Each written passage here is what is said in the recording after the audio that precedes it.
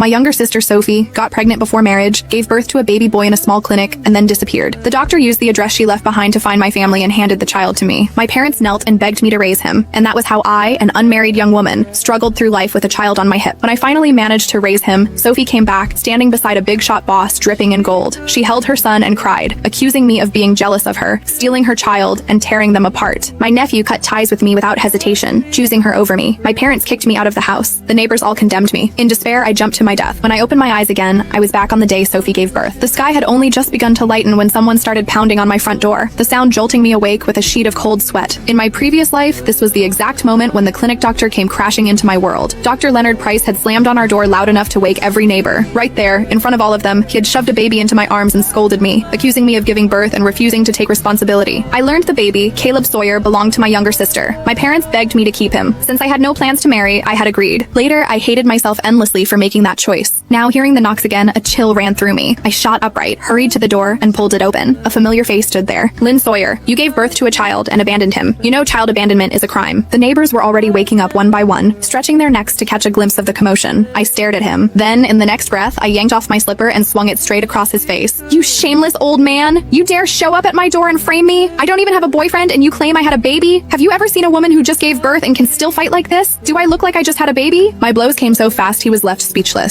Across the hall, my neighbor, Mrs. Marjorie Hale, finally reacted. That's right. Lynn goes to work every single day. I've never seen her with a pregnant belly. Did he get the wrong person? I recognize him. Isn't he the doctor from that shady clinic on Meadow Street? Hands on my hips, I shouted. You filthy crook, running a sleazy clinic and trying to scam me. Call the cops. Call them. The moment he heard the word police, Dr. Price panicked.